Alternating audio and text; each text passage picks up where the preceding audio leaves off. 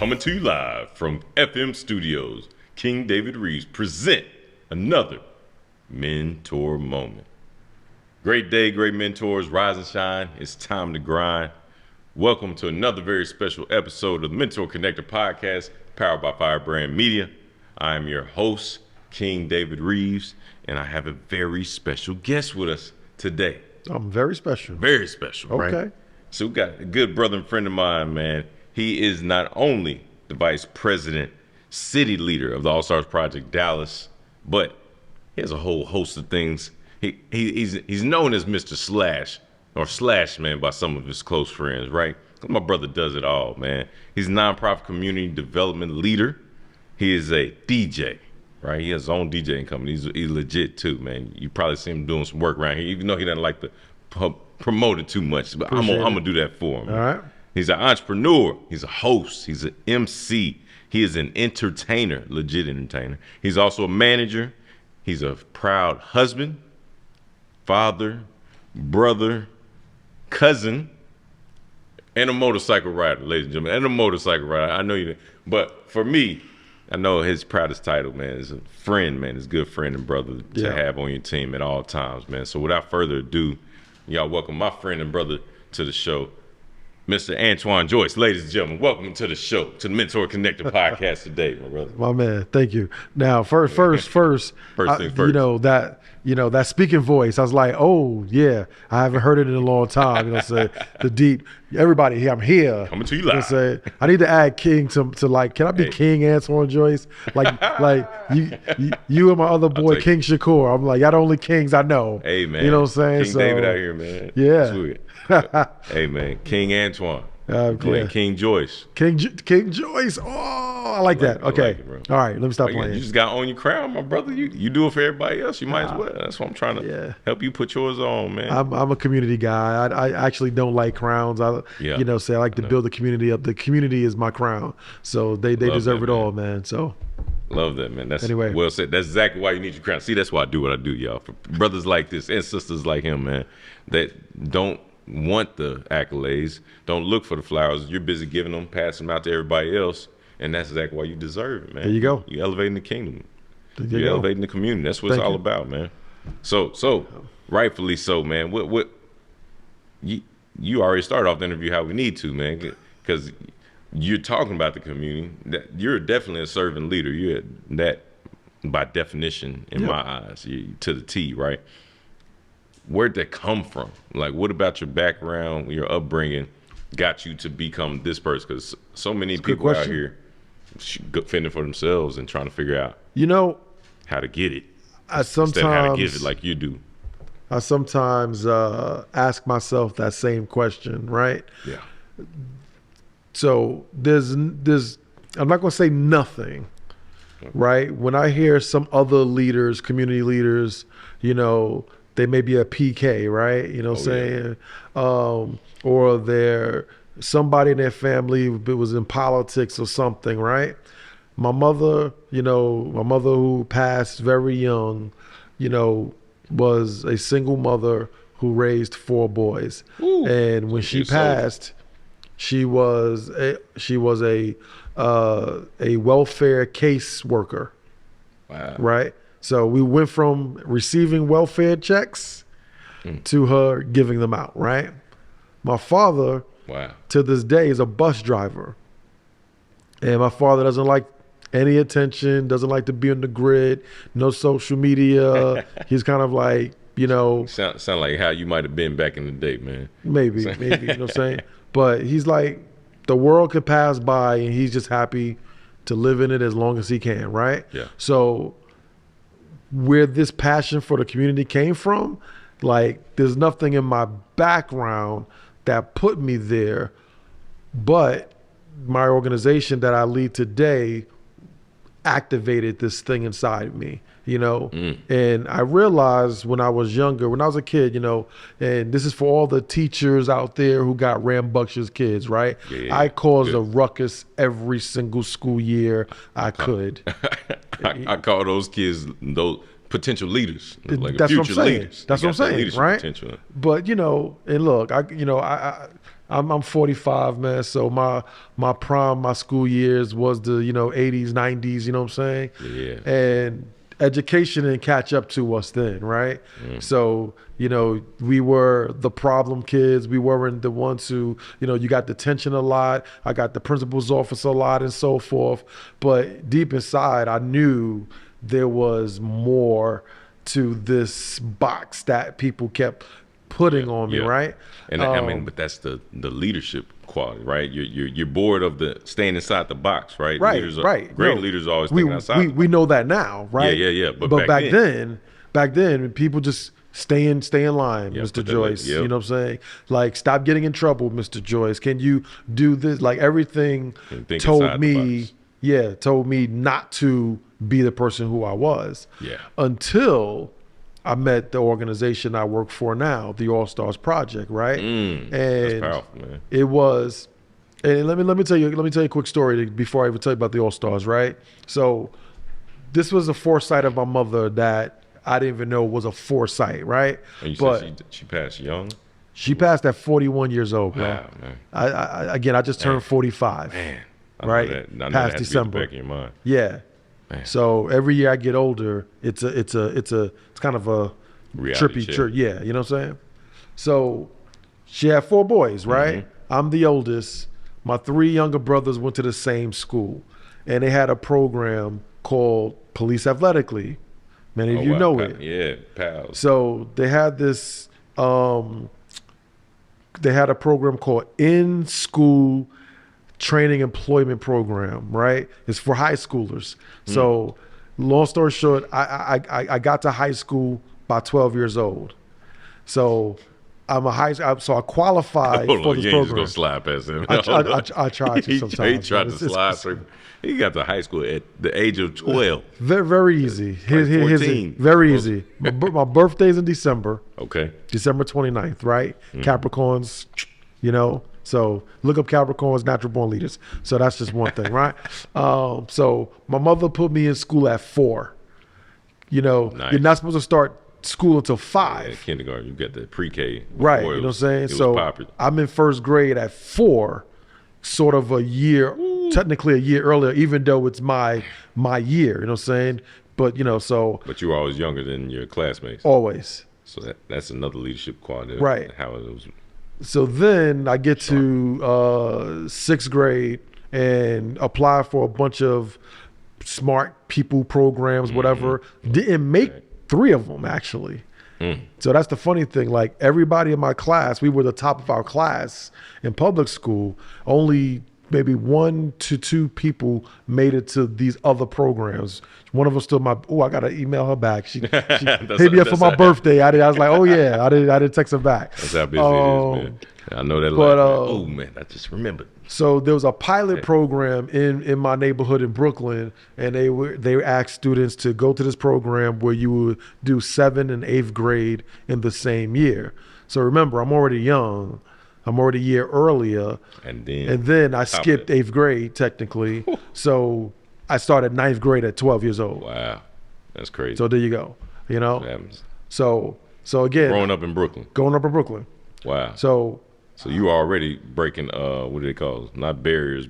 Yeah. No, much. It was. I took it for granted. That was unique. I didn't realize the importance of a program like that. I didn't realize the Black education plight back then. Yeah. I didn't really understand how lucky I was, to make it into a medical science program, right? So skipping all them grades. Yeah. Starting school early. You know what I'm saying? So I graduated high school at 16. And then you got turned down from these other probably like talented and gifted type programs. Right. But it led me on this journey. So I was working at PAL. So I'm in this program. And basically, my mom tricked me into babysitting my brothers. That's really what it was. So she's like, good, they can go to the program for free. You get a job. Perfect. You know what I'm saying? And I don't got to buy you sneakers anymore. You want something, you got a job. I was like, okay. You pay for that and your brothers. Right. And you can walk them home after school every day, cook the dinner. By the time I get home from work, everything's good. You know what I'm saying? So I was doing this program with the kids, and the kids loved playing basketball. Now, I'm terrible at sports. Yeah, same. But every Martial time we arts, had to do military. basketball, I got 100% participation. When we did arts and craft, I got a good 2 kids solid come. 10. Right. You know what I'm saying? 10%. And my boss came to me one time. He said, look, your numbers are low. Your kids are not showing up for the program. And basically, my job was on the line. Yeah. If I could not. At this point, you're 15, 16? 50, yes, 16 now. If I could not figure out how to get the kids motivated to show up. Yep. So I created a basketball tournament. Wow. And what he told me after I created this basketball tournament, it had 100%, attendance for like 2 months. One of the board members came and said, he's not doing the curriculum. So my boss said, hey, right, I'm keeping my job, right? Boss said, yo, the curriculum says you're supposed to be doing arts and craft right now. And I was like, Tony, I remember his name, Tony Jackson. I love Tony, but I had to look him in the eye. I was like, Tony, it says popsicle birdhouses. We don't have birds in Brooklyn, right? Not in the hood. Let's be real. You know what I'm saying? So like, you know where we at, right, Tony? You know what I'm saying? We got pigeons, bro. You know what I'm saying? Like, we ain't building birdhouses for pigeons in the projects. You know what I'm saying? We're going to put it on our 50-floor story ledge. Like, what we doing? And no birds in the hood. That year, he told me, this is your last year to work here. And I realized a difference. So, into All-Stars Project. We were doing a talent show in Brooklyn, and the producer, who's we? All Stars, the All Stars Project. Okay, so but So talk, me- y'all me- better say talk because this is before you were with them, right? So I was a young person. My cousins were dancers. That we were dancing in the talent shows. Oh, so y'all were So oh, wow. So I was a performer in the talent show. So I was a dancer. And the student. Basically a student, a part of the program. Wow. So I was at hundreds of shows. And one day the producer made an announcement from the stage and asked young people in the audience to come to a meeting if they want to be a producer of the talent show like she was. And I was like, what does that mean? Yeah, right. Yeah. It was like, I don't know. So I showed up to the meeting not knowing what it was. And she asked this really serious question. She's like, who makes the talent show? And we're like, you. You called the meeting. She's like, no. Who makes the talent show? And we was like, we don't get the question. So who made the costumes? Well, we was like, we did. Yeah. Who choreographed? And that was a word that we didn't even know. Who choreographed the dances? What's a choreographer? We're like, what are you talking about? Oh, we made up the dances. You're a choreographer. Yeah. Who got the people in the seats? Yeah. You're a community organizer. Yeah, and you invited them. Yeah. Right. Yeah. You know what I'm saying? Who performed? Who performed, right? So who creates the talent show? And it was the first time that someone put it in a way that was like, we the people have the power. Everything that's created is created by people. Yeah. So if we dupe ourselves to believing that you are the person that's putting this thing on and I'm just a person showing up to receive, no. Without me, you don't have this. Yeah. Right. We give away our power all the time. Man. So facts. So again, I don't know what was born inside of me, but then that day I was like, oh, I'm a man of the community. Yeah. So I want people to have power. But you want to empower the people. Right. Power to the people. So that's just been my lifeblood ever since, you know what I'm saying? Wow, and you realize this as a kid, man. That's powerful. Yeah. And so many people don't get Long that story. experience. But no, that's a powerful story. And it sums up everything that your upbringing led to that point in your life. And even what you learned with PAL, like they saw you bring an idea to the table, saw you put on a successful basketball tournament, but didn't realize, a lot of times, just like in school, like Ben Mackey was on here talking about, that once you stick to the curriculum, right? Right. And don't drop, like you said, inside the box. Don't color outside the lines. Right. Exactly. And the kids aren't showing up for the curriculum. So what do you do to actually get them to show up so you can have the impact that you say you want to have? Right. But it's more important to stay inside the lines with the curriculum and collect the data. That was made up by people who don't live in the community. Bingo. That don't know that birds are not Exactly. Pigeons are what we're building houses for. And we don't really want to build houses because Like, we don't want them to stay around. I'm going to take 30 young black men and glue popsicle sticks to make a birdhouse. I'm just saying. That's going to excite you know.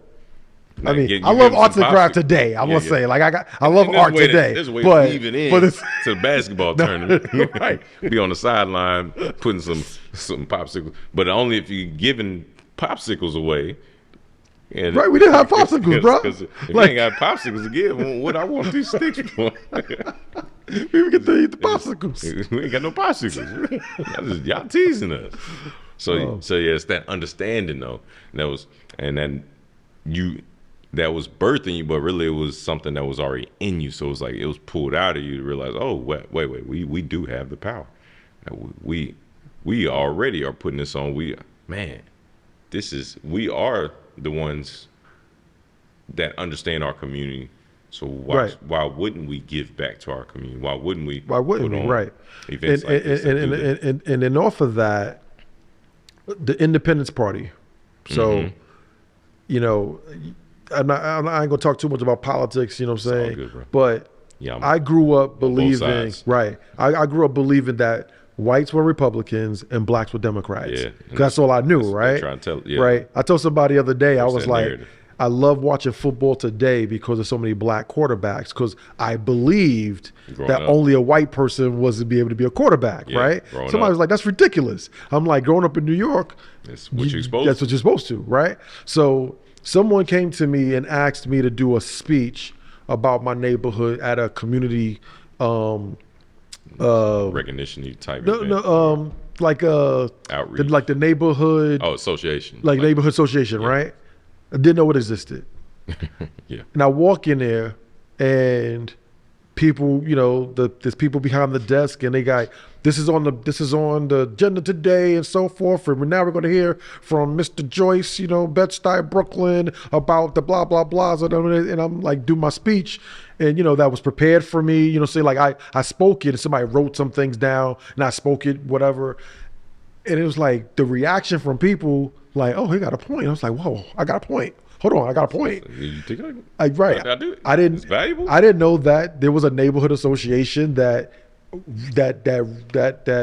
dictated some of the things in my neighborhood. See, and that got me on the trip because we always worried about the presidency every 4 years. Right. But we don't worry about the community stuff right here in our backyard that we have control of. Yeah, the local politics is most impactful because it affects you. Right here, right now, most median. So again, all that was bubbling up inside of me, going, okay, this is where I want to lay my hat at doing this kind of work. So, and I just caught that. I always forget because you know what I'm saying. My favorite thing is to mess with you about being from Queens. You know what I'm saying, South Side of Bronx and whatnot.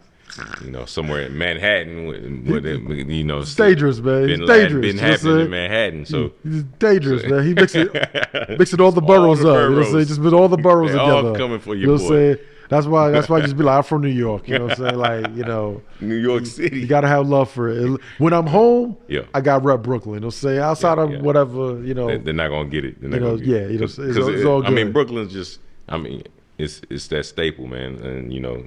The greatest rapper out. And I know you jest, and I love the jester, but it's like people who grew up here in Dallas. If you say South Dallas, are you talking about DeSoto? Yep. You know, you got it all messed up. Right. From here, right? You're out of town, right? Right. You fighting words. You know what I'm saying? Or you say somebody from Dallas, from Houston. Yeah. Exactly. That's kind of what it is. Fam. Yeah. So I respect it. But I love to mess with you about that because all the boroughs are popular, man. Because y'all had music first. Y'all had the birth of hip hop culture in New York. So 50 years, man. It's the 50th anniversary, bro. That's crazy. It's gonna be amazing. It's gonna be a lot of joints in New York, man. It's gonna be a great year to celebrate that. It's 50. All right, man. We're doing something special. Mental Connect. We got to do something special. Every hip hop artist doing something, man. So plug in.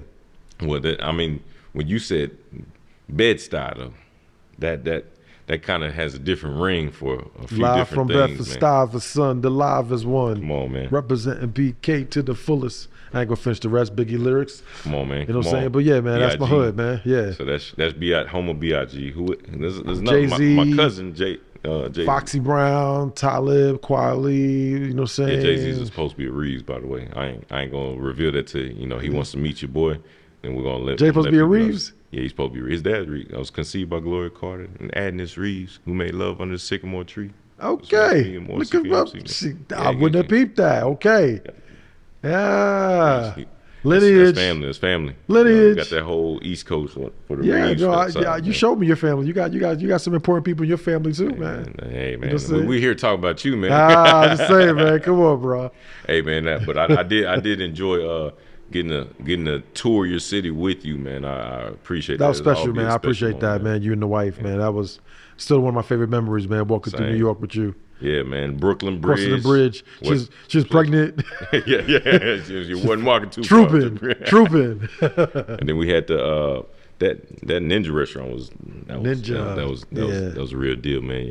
I don't even want to shout them out because I don't want everybody to be. But you got to check that out. They should check that out. They should check that out. Tell them Antoine sent you. There you go. All right. But then also the place where they shoot all the movies, that station, man. I always forget the name of it, but they shoot a lot of movies there. There's a big train station, like big open. Oh, you mean you're talking about Penn Station? There you go. Yeah. Should have remembered that. A family from Pennsylvania. Yeah. Penn Station, that was impressive, man. So Brooklyn has a lot of jewels, a lot of gems, and a lot Penn of Station's legends. in Manhattan, though. Huh? Penn Station's in Manhattan. Oh, that is, huh? Yeah. It's all good. It's all good, man. Come on. It's also close, man. It's also close. I knew this was going to happen. It's all good. It's like, one of them not going to be Brooklyn. But Brooklyn, I'm just saying in general, Brooklyn does have a lot of gems. Oh, man, yeah. A lot of legends come out of there, and I definitely consider you one, man. Can't wait till everybody else realizes how much of a legend you are, man. Because I'm going to be like, yeah, I told y'all first. I told you. I tried to tell you.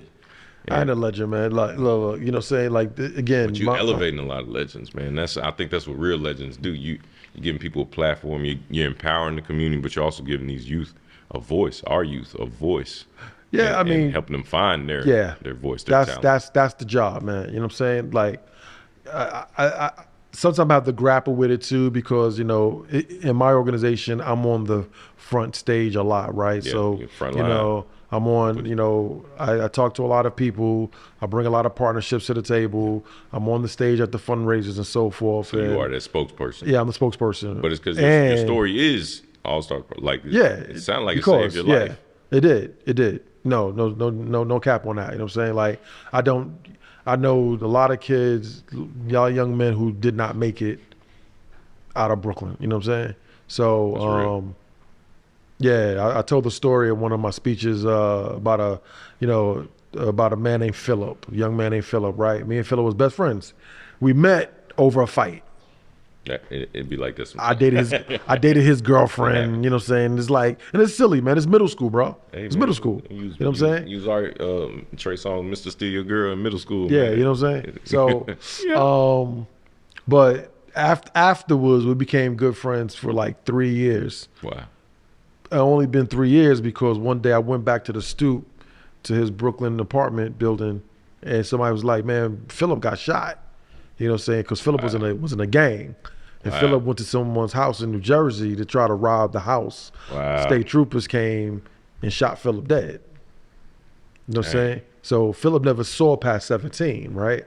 And back in New York, man, that was a life expectancy for black men, 17. So that's New York period. So that wasn't just Bed-Stuy. You said the Stu, like Bedford Stuyvesant.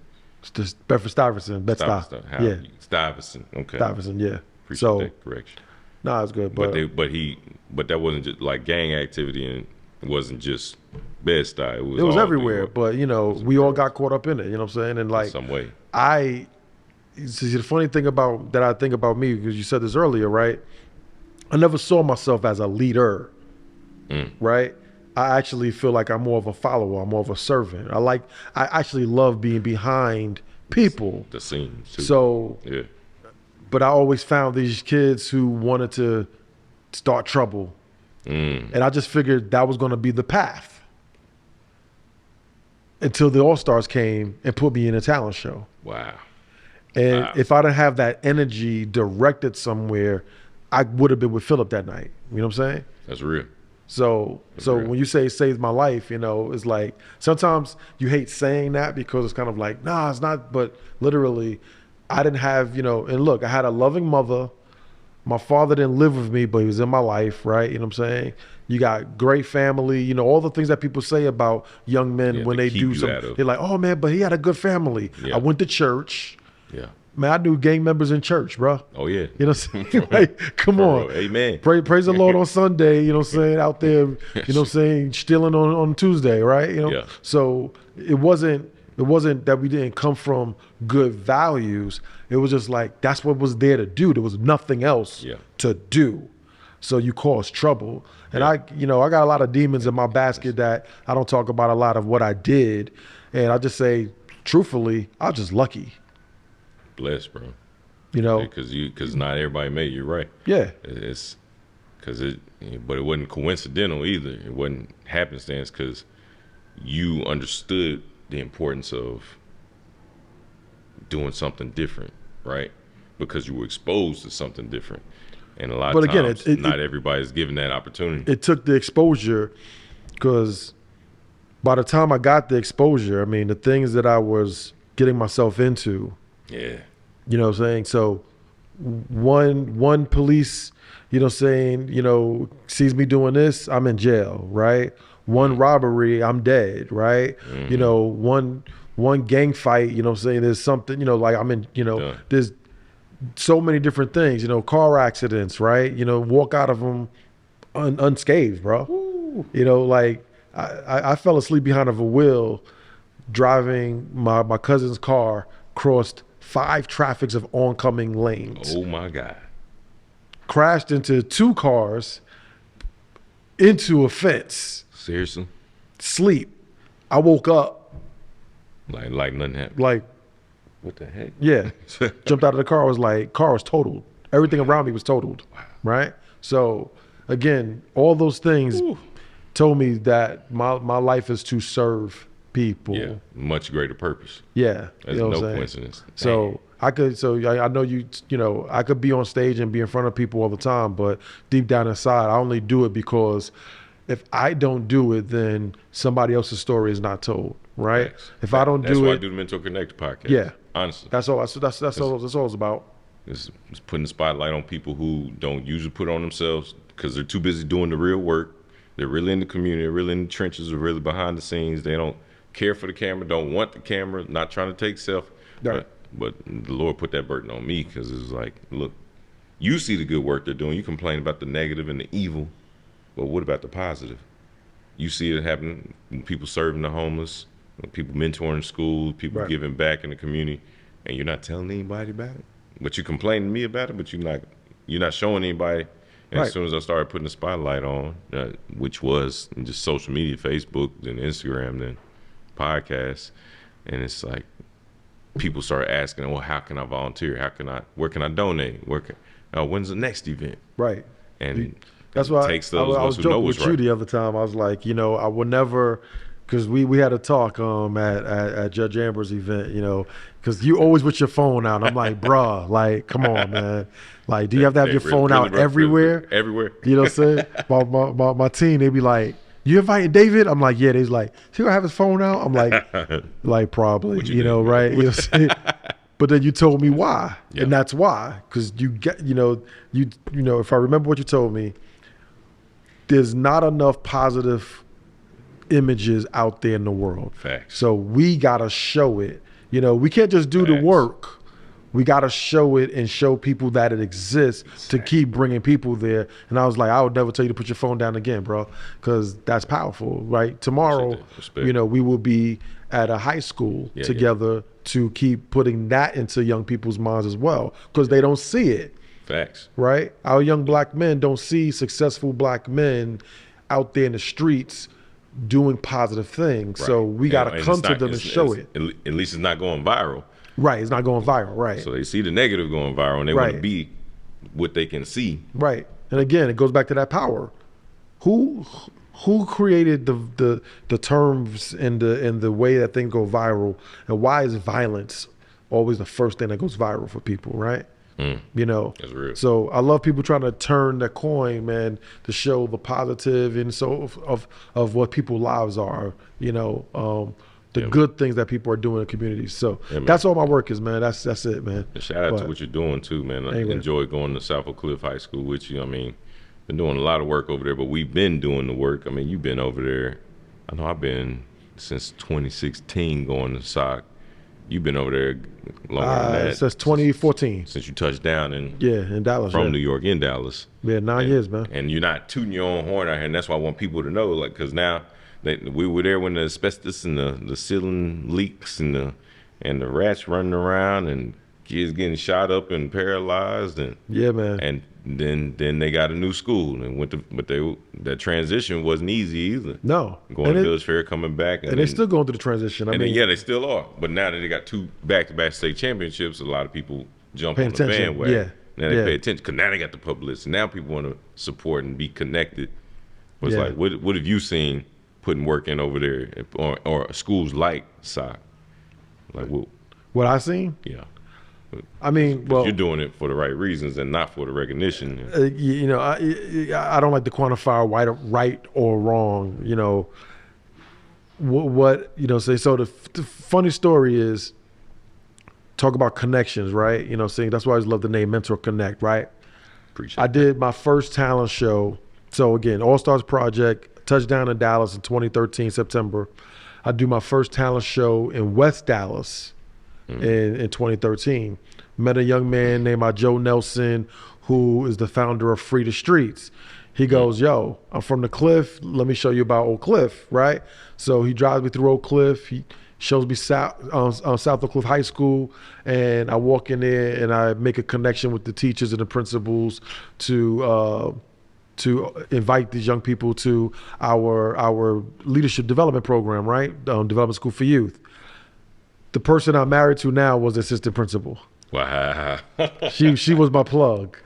Shout out to Dorinda. Right. So that's how that. So if it wasn't for Joe coming to a 30-person talent show, because I didn't know nothing about Dallas, and it was a small show because Dallas had something I never experienced in my life before, an ice storm that shut the city down the week before.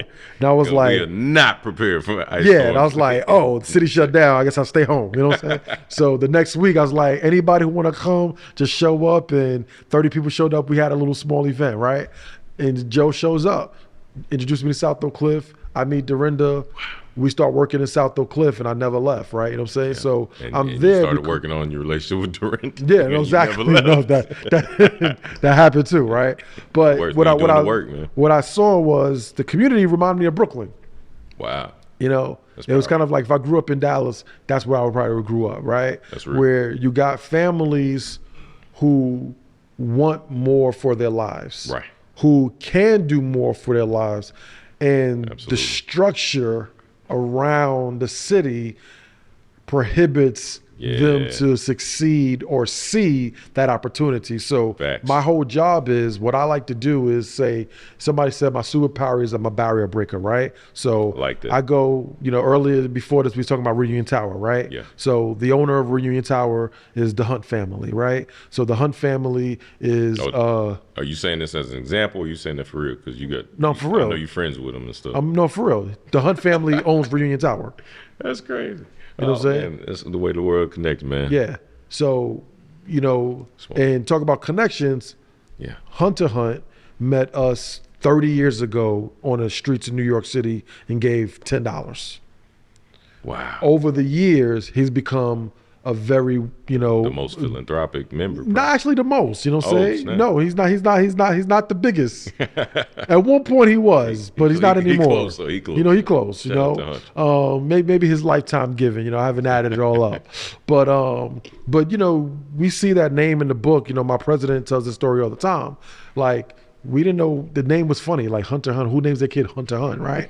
You know, from New York. Hey, like wrestling, Triple H, Hunter Hearst Helmsley. Yeah, and he was a stockbroker at Morgan Stanley, and when he left New York to go work on H.W. Bush's presidential campaign, is when we realized, like, oh, this guy is part of a family that is, you know, very wealthy and philanthropic, right? Yeah.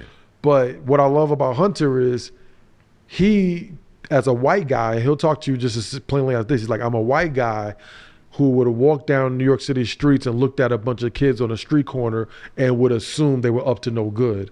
I had to check myself.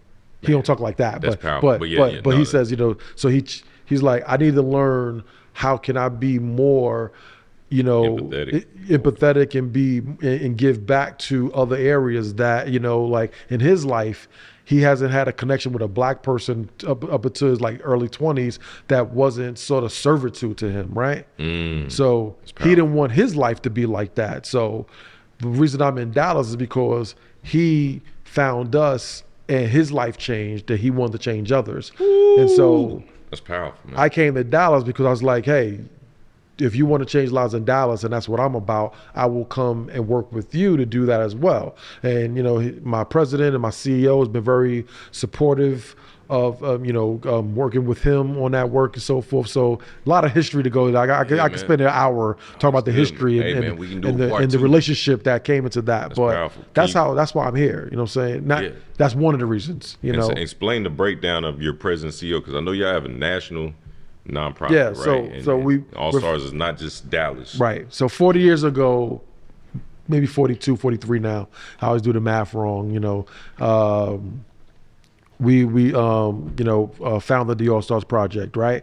So it began just as a small community activistic organization who wanted to give kids something to do. And when we went to young people, they said, we want to perform. We want to, you know, it was 83, right? And so 1983, rap is now bubbling in New York City, and kids are on street corners going, hey, I got no job. I want to do something productive in my life, right? And we want to perform. Bars. So we created talent shows. I can spit, you know what I'm saying? So that's what our first program was, the All Stars Talent Show Network. That's powerful. There you go. So that grew.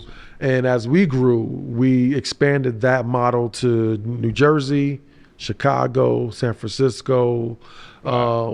Another supporter of ours, rest his soul, George Forgione, he was the managing partner at Merrill Lynch. And so he would come to the talent shows. So y'all always had big wigs, heavy hitters coming to town. Well, so again, let me give you some context, right? How we met Joe. We had volunteer community organizers who, after work, went out into Wall Street areas, went into the suburbs of New York City, Upper East Side, Upper West Side, and stood on street corners for 3-4 hours, asking every single person to give to an organization that supports young people in poor communities. Powerful. So it didn't matter who you were, you could get $5, you get $10, right? Yeah. So large community effort, but 100 people every single night raised hundreds of thousands of dollars for the organization to survive. Wow. And I'm guessing they were also inviting them to the talent show. Then they invited to the talent show. Man, so that's how you met. That's how you met a Hunter or Joe Forgione. And Joe, he had a brilliant idea that he partnered with our founders, Dr. Lenora Fulani and Fred Newman on. Is like, well, he's like, I'm a white guy who works in corporate America, and I wanted to know if these kids in the talent show ever been to my office before. And the answer is no. So he's like, I'm going to invite young people, and this is 1996, right? So this is before what we call workforce development and all that stuff was coined and popular now, right? He's like, I want to take high school students into Merrill Lynch and show them what it looks like in a boardroom of a Fortune 500 company, right? Wow. And then he took us to the stock market. Wow. Right? So the first time I seen, you know what I'm saying, before it was all digital. You were part of this group. What I'm saying? So the funny thing was, I was a producer of the talent shows, so I got to tag along. You know what I'm saying? Come with benefits. Yeah, right. And then we were raising dollars for that program, and then somebody said, you know, let's put these young people in internships. And somebody said, well, do they have any skills? No, they don't. No, bro. So we put, you know, people like me, you know, I was working at the All Stars as a volunteer at the time, but we put young people into internships, right, in 97. So then, and y'all still doing it today, man. Still doing it today. Wow. And so then we had this idea of raising $250,000, right? Because it was taking so much manpower to go on the streets to fundraise. And I was in this meeting with our CEO. So you asked that question. So we have a national CEO, a national president, right? And I was at a meeting with the CEO, and she asked the donor, she's like, can you give $250,000? It would be the largest dollar amount we had in 1996, right? 97. He goes, I don't have $250,000 to give, but I can help you raise it. And so we started doing fundraisers. So again, that's what's the norm now. We didn't know about that. We were community organizers, right? And I'm historical because I was 16. Yeah. you know? So When Lincoln like Center, we have a fundraiser. We raised $250,000. The next year we raised $1 million. Wow. And then we just kept going from there. And people introduce you to people because you're organizing, and then you get more people involved. So now again, you're here in Chicago, Jersey, San Francisco, Dallas, Newark, New Jersey, New York City. Wow. Affiliates in Atlanta, London, Philly, Denver. Dang. You know what I'm saying? So you just gave the whole game. He gave y'all the whole play. That was a master class. If you were listening close enough, you just gave him the game. Gave it the sauce, man. We appreciate that, man. It's only right to do it here. I just think okay. Enough talk about the wealthy folk, man. Let's talk about some people, the young people. Yeah, let's talk about might know, or at least the younger generation. I know we way over time, but I love it. Let's go. Hey, man, this is just powerful, bro. I want to respect your time as well, but we're gonna milk all these gems out of here, man. so let's talk about some of the celebrities that you got supporting All Stars Project, because that's what might go viral. We're just gonna put this in there for those of y'all who need to be entertained and need to hear some credibility. He didn't talk about the wealthy folk, and you research them, you'll be impressed enough. But let's talk about some people like you were co-hosting with Justina Valentine once upon a time. I saw. Yep. I think it was the national event, and I was like, "Oh man, it's dope." My boy about to be on Wild Now. Nah, that's what I was saying. Well, shout out to Nick Cannon and the Wild Now team. Again, it's the Jules is all about connections, right? Yes, so I'm going to network is your net worth. Exactly. So again, here it all starts from organizing. Yeah, organizing, being out there in the community. I just told you about Joe. Yeah. Told you about Hunter, right? Yeah. Same deal. Me and my coworkers, we were fundraising on a street corner one day, so now I'm like in my 20s, right? Okay. So this is a model that we never abandoned. So even though we could raise millions of dollars, we still like to go out into communities and stand on street corners in New York City, I've done it with y'all here in the hoods, in the projects, even going door to door. But it wasn't even fundraising. It was really just getting the message out.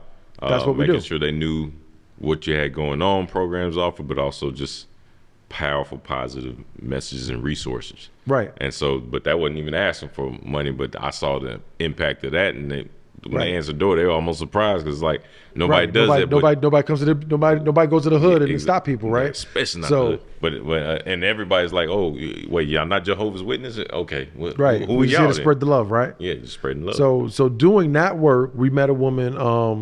I'm going to blank on her last name, but her first name is Amy. I love Amy. Important one. Amy happened to work at MTV. Go figure. Go figure. Go in the community. Do the work, people. Right. We're looking for the handout. And for years, Amy has been a great partner. She was the president of MTV, Viacom, BET, all that stuff, whatever like that. So every year, she would support with talent, and one year, Nick Cannon shows up with Justin Valentine, you know what I'm saying, and we perform on stage. So again, it ain't me, man. It's my coworkers, my colleagues, but it's really the young people who are doing great work, and people want to support that. When you're doing great things, man, so. Same way you started, when the lady pointed out to you, like, y'all are the ones that are exactly empowering the community. Y'all are the ones that do making this work. Exactly, so that's powerful, man. So that's Justina Valentine. That's Nick Cannon. I want to throw that out there. Now your boy, I saw Mark Wahlberg out there supporting y'all. Marky Mark, he got a hip hop background too. There you go. And now he's better known for his acting. Again, shout out to you. Said you want to talk about the wealthy people. We don't say, look, I know it has a big connotation, but we call them philanthropic partners. Absolutely. So our philanthropic partners is our plug. So one of our board members, knows Mark and called Mark and said, hey man, we got to do something special for the holidays. And Mark said, he looked at the work and was like, yo, the work is solid. So he got involved with an organization called P448.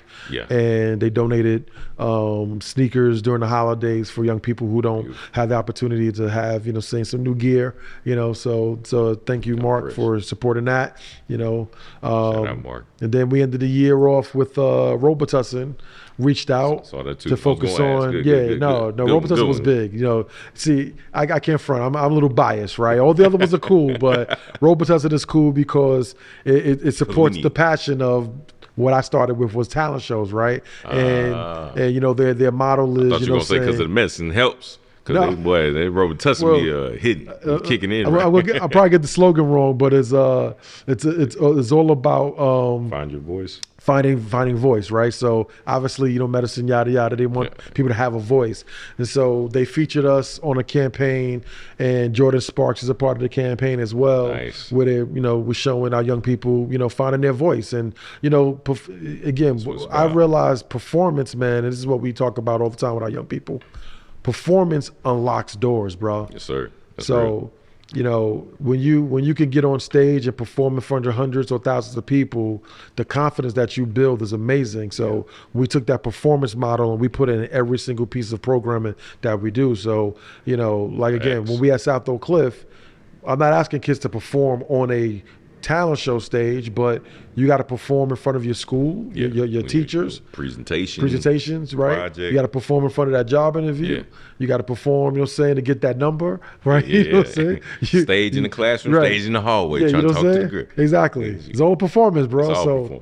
You're right. So that's what we wanted to teach young people, man, with that campaign is find your voice, use performance in all the ways that you can to lead your life. And when you find your voice, you had that confidence because you had that purpose. So when you perform on the stage of the classroom, stage in the hallway, stage in the field, the courts, whatever, you're confident in yourself because you found your voice. You know your why. You know your why. And that's the difference maker, man. And that's why we do all this, man, the work we're doing out here. That's why Mentor Connect, however we can support, brother. Always, man, we got you. Appreciate you, man. I definitely want to ask about your Instagram name, man. 'Cause I feel like there's a celebrity connection there. You are manifesting something, man. The Diddy of Development, ladies and gentlemen. That's the name, and I've always wanted. I keep this short because I just figured you like Diddy take that dancing. Like into that's fundraising and whatnot. No, that's where I got it from. You know what I'm saying? So you got it from dancing. Right. Diddy started out as a dancer. He, he was, an artist. He made clothes. He managed. He was a leader. Yeah. He managed people, right? I got to interview him back in '96, whatever. Wait. So you got to interview Diddy, bro? Yeah, you know what I'm saying? When he was Sean Combs, Puffy. Only on the Mentor Sean Connect Puffy podcast. Combs. Sean Puffy Combs. He wasn't P-Pop Diddy. I got a goofy photo, you know what I'm saying? I'll show you one day, man. It's a goofy photo because, it's me, Diddy, my boy Vision, and Craig Mack, right? And Craig and Diddy's like, and I'm all like... I'm like, damn. I was like, I had to learn my hip hop cool, man.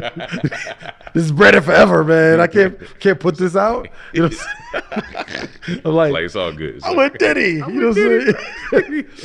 But but we all know Diddy has, again, Sean Combs, Sean Puffy Combs, right? P Diddy, all the different Diddy, aliases, all Love, right?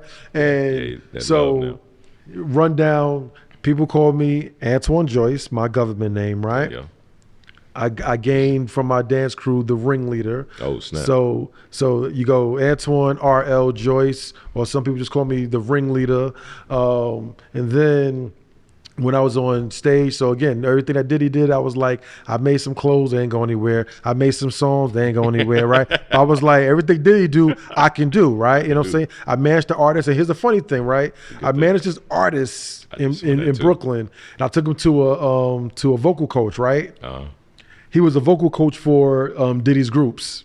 And I didn't even know that. And I told him, I was like, yo, I feel like I'm a fraud because he's like, look, you doing it, you're just doing it on another level, but don't knock your level keep doing what you're doing. And I was like, Bars. yo. Facts. So I may not be a mogul making billions of dollars, but I was giving back to the people around me, and my influence and my circle was growing because of what I was doing on my level, right? So I was like, so I took that. Everybody else level. Right. And so then I did theater. And my boy in my theater show called me, you know, he's like, and Twizzle for Nizzle for Shizzle was cracking. So then when I started DJing with my cousin, they started calling me Twizzle. Come on, right? Man. So I'm like, Twizzle, Twiz the RL, so Zoe's the ringleader, whatever. And then I started fundraising, and I was like, man, I got so many names, man. I be moving through the city like Diddy. I'm like, you know, I'm gonna Diddy this fundraising game. So I'm just calling myself Diddy Development. Come on, man. Come on. There you go. I like that, man. I give it to yourself, you know what I'm saying? And everybody just stuck with all it. of it. You know what I'm saying? I respect that now. Right. Whole nother level. So donors call me, they be like, hey, Diddy. I'm like, cool, respect it. You know what I'm saying? Yeah, exactly. Because you know when I'm coming, yeah, I'm going to take that. And we're going to take that. For the kids, I'm going to take that. We're going to take you know what I'm saying? Whatever. That part. Y'all see, y'all learning something. Y'all ain't know these nuggets were here, man. Gems you dropping, man. So you mentioned the DJing part. When did you start DJing? And I understand the rebrand. 1998. Okay, so that was around that time. Yeah, man. You started my cousin's in the club, and I was his crate boy, and I carried 50-pound crates, 10 of them, to the club, stack them up. So you worked your way up. And one day I'm behind the DJ booth, and I'm like, what's that sound? I'm like, oh, that's what it is. So I came to the club every day early to practice. Got to practice and got the reps in. Yeah. And then one day the club owner looked at me because my cousin was killing it upstairs at a comedy show, and it was 50 people downstairs in the spot. And he goes, why aren't you playing music? And I'm like, I ain't the DJ. He's like, you're scared of the DJ booth. I was like, took my cousin's record, put it on, and people started dancing, bro. And I'm like, wait, I can do this. I can do this. Hold on. So then DJ was born, bro. So damn, your other alias. So Crate Boy to DJ. So now, you know, I got my new company, A DJ Company. So you can follow us, adjcompany.com. A, like the letter A. Yeah, A DJ Company. You keep it simple. So that's a rebrand. Yeah, man. You know what I'm saying? That's you. It's like, what do we do? We're A DJ Company. Which one? We're A DJ? Right. I like it, man. I like it, man. So y'all follow that? Come on, man. This is the right DJ, because you need to be at the event in the hood or you need to be in the corporate setting. You need to be in the old folk home. You need to be with the young folk. Either way, man. My boy, I've seen him work it. There you go, man. Chameleon, and he supported us for our Mentor Connector events too, right? Yeah, man. And it's the judges with the Pipeline Possibility. I've seen rocking the State Fair, Texas. You need to hire him. That's all I'm saying. I get around. He does his thing, man. So in closing, man, I got just a couple more questions. But I think the people need. How to you gonna close with a couple? Just throw them out. I'll keep them short, man. So just how do we meet, man?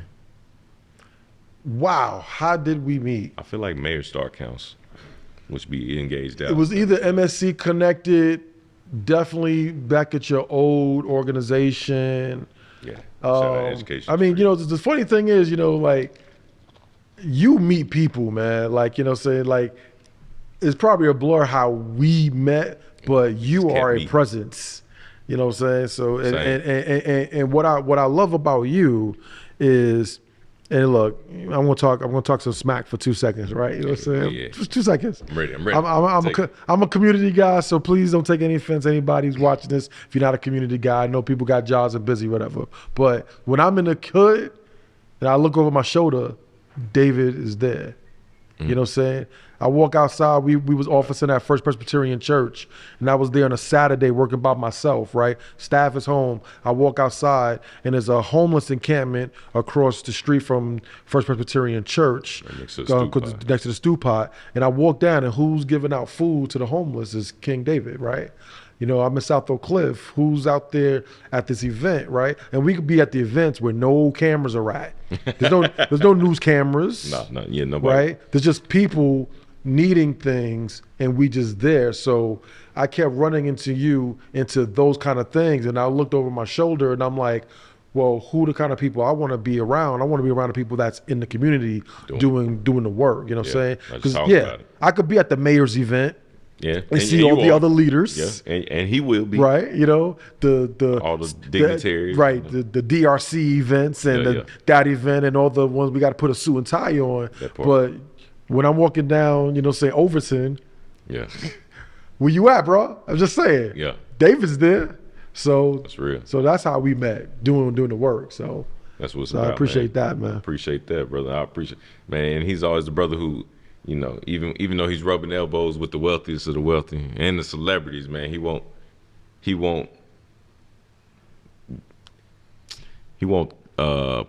turn his nose up. That's the term I was looking for. Like, he keeps it humble, and he will greet you in their presence. He will also like treat you the same way as them. And I mean, even when that time you saw me when we were out there serving the homeless, you stopped, and I remember you on your way to the airport. I'm like, bro, you stopped us. Say like you on your you catch your flight, man. Come on, play with weight.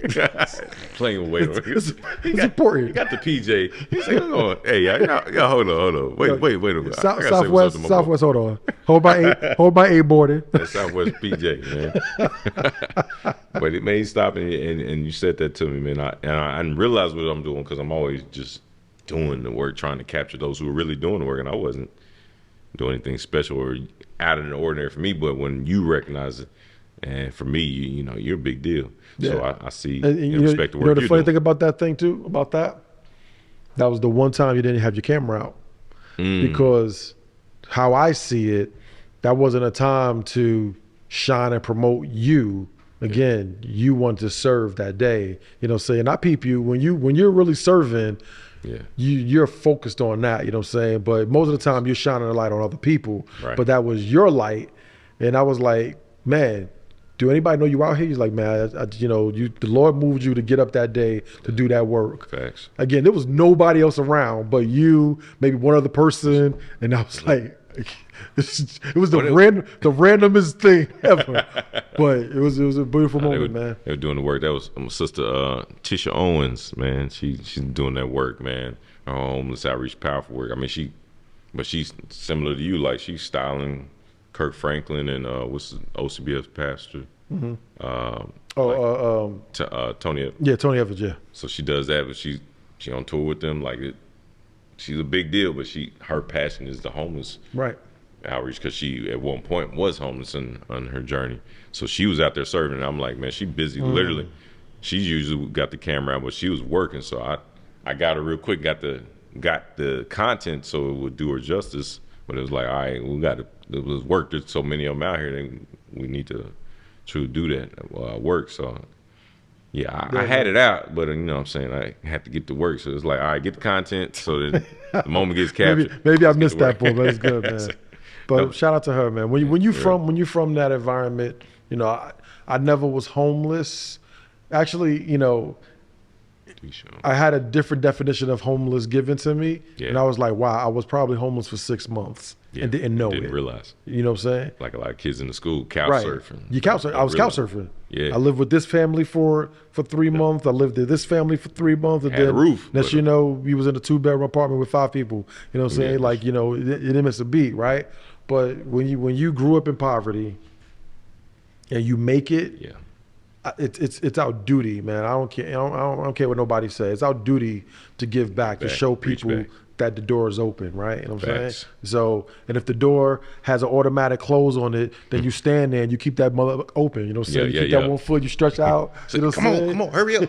Let's get over it. You know what I'm saying? But I see you doing that consistently, brother, and that's real, man. And it's funny, but it's real. You do that, and a lot of times you gotta laugh in order to do it, because they're trying to close the door on your foot. Yeah. But I see you doing that. Last example I'll bring is, I remember Fish told me my boy Fish one time. Boy Fish, Chris Fish, shout out, man. He's still doing big things, man. We gotta reconnect that. Your first luncheon you invited me to, man. I was like, man, I really feel like I need to go. Really feel like I need to be there, but I had something important going on. He's like, nah, be there to support Antoine. He's a good brother, man. You need to support him. I said, yeah, you're right. And he said, plus, you're gonna be surprised what you see. I was like, what you mean? And so me knowing you from doing the work, from Mayor Star Council, would not just being a cool brother. I didn't think I would walk into a luncheon that was full of all these corporate big wigs, execs, and a lot of people that don't look like us.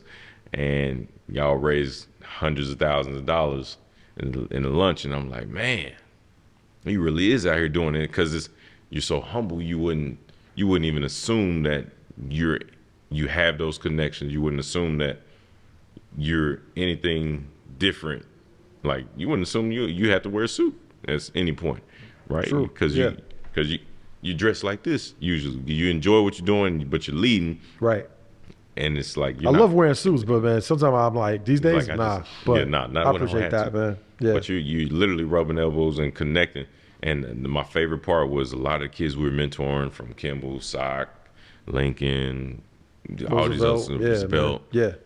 It's like they were there sitting alongside. Like, I was at dinner with Fish, and Lane was there. Yeah. We had all the, the Mayor Star Council Connect. So engaged Dallas. See, I'll make one point about that. They were sitting there with us, and I'm connecting them to, like, yeah, you need to talk to Lane, you need to talk to Fish for this reason. Right. And they're like, oh yeah. And that's why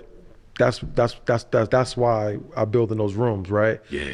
See, the doors I'm opening, and I'll end on this, man, for, say it, or you, whatever, Yeah. The doors I'm opening is not just opening just for more Black successful, success. That's going to happen. Correct. I'm opening doors that were historically closed to us. Yes, sir. You know what I'm saying? So Sir. I'm kicking down somebody's door. For real. So I'm not afraid. And you're doing it being yourself. And that's what I respect most. Yeah. Authentically, you keeping your accent. You ain't have to change your accent, man. They want to know that you're from Brooklyn.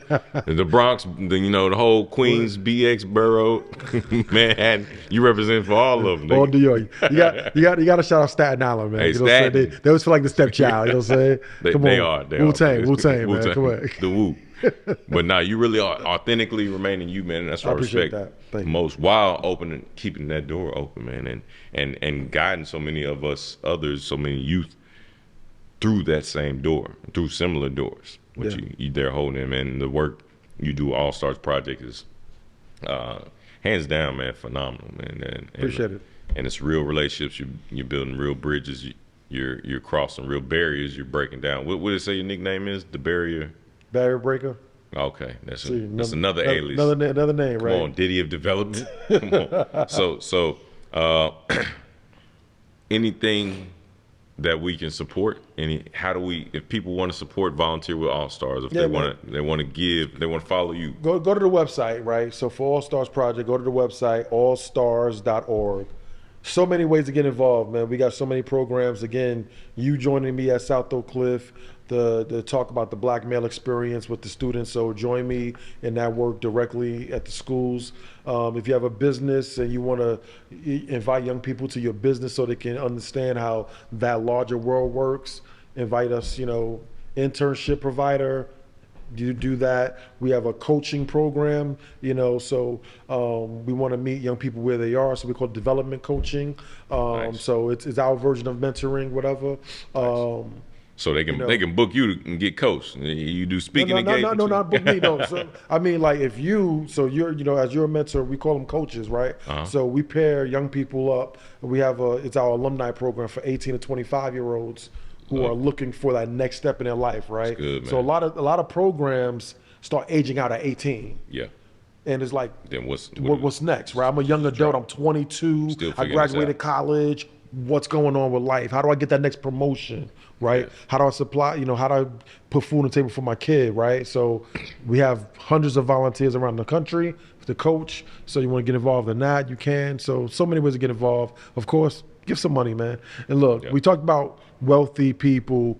Wealth is not just how much you give. It's about you giving, period. So $5, $10, literally. Time, resources. It makes everything, matter for our young people, because the programs are free. So we want our young people to have every access. So you can give $10, give $10. You know what I'm saying? Give your time, give your time. It's good, man. That's all I ask for. Hey, man. Well said, my brother. Well said. And last, I want to salute you for being I'll say new, but you've been some years in this husband thing now, man. Yeah. You're a proud husband, man. You still making it look good. I'm a year and change in, bro. Come on, man. I say that one of the dopest weddings I've ever been to, man. At the Derby. Come on, man. That's the first time I ever. And see, that's yet another thing.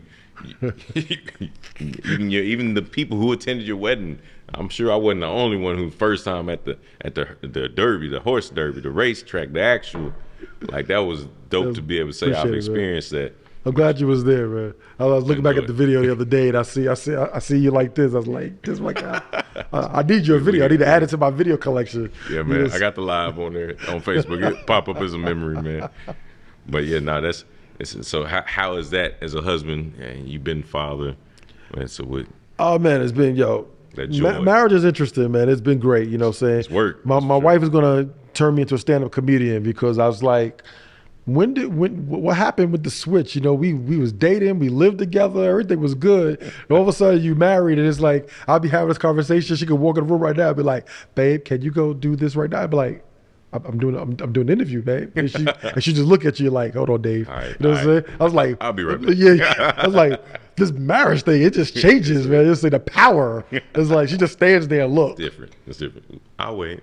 You know what I'm saying? That's real. My wife said, all my friends who like, as soon as their wife calls, got dropped the phone. Yo, you drop everything. Answer.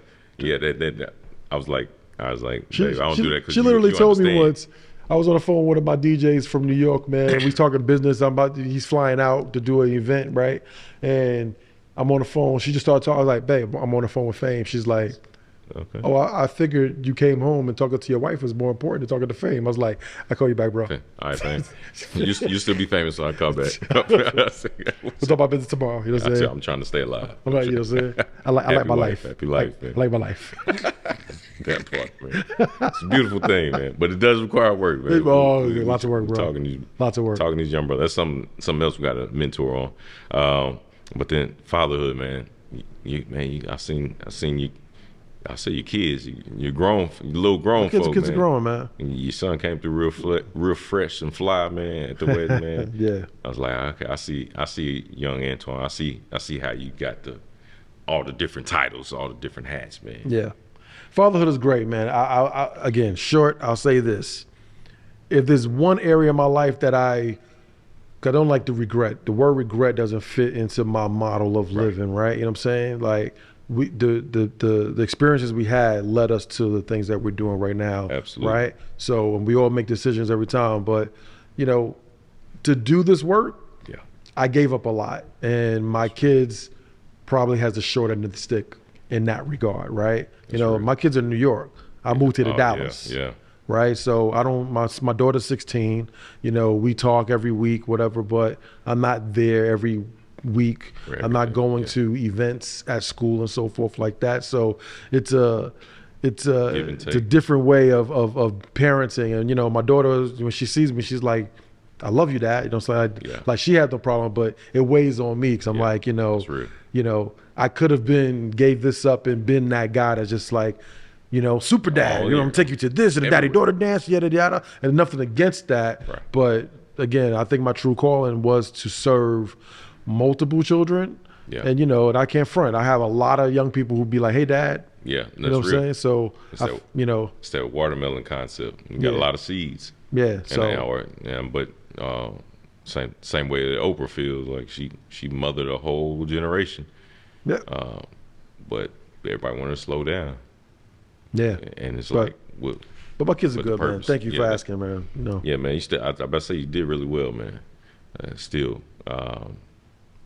And you do that for the community, and you do follow the community because that same passion, and I think you still have so much to give because you're not just focused on your kids. And I see a lot of people messing up by just focusing on what's in their household. It's the right thing, and don't knock them for it like you say. Yeah, no, man, look. But there's so many kids who don't have that, and they have that absence, and unless you've experienced that, you can't really relate or understand why it's just as important as raising your own kids.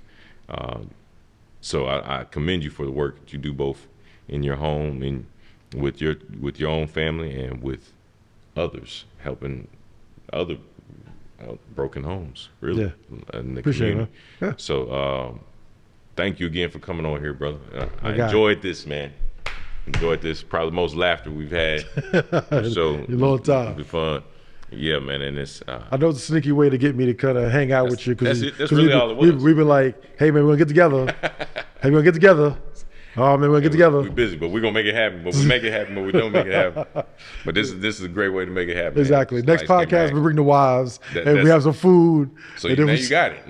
Now you figured out this the cheat code, man. Exactly. Lights, camera, action. Oh, we got to talk. All right, we got to give our full story, our best self. Absolutely, man. So again, man, y'all have seen another powerful episode of the Mentor Connected podcast with my good brother and friend Antoine Joyce, man. All Stars Project. Salute to all the great work y'all are doing, man. And follow this leader, man. He told you his page, how you can get in touch with him. He told you the website, but it's up to you to take action, and just like he's doing. Be about that action in the community, not just talking about it, but really being about the work. And follow us, Mentor Connector. We're out there on Instagram and all other socials. We're also out there with the YouTube channel. So subscribe to the page, like, share it, and let us know how you plug in. And if you want, everybody I'm bringing on here, they speak. You can book them, all right? But just be ready to support them as well. Don't ask them to come out for free. These are some heavy hitters, man. So without further ado, we'd like to thank you and say that from our heart to yours, we truly appreciate it. And this has been another powerful episode of the Mentor Connected podcast, powered by Firebrand Media, hosted by King David Reeves, and from myself, my brother Antoine Joyce. Love y'all. See y'all later.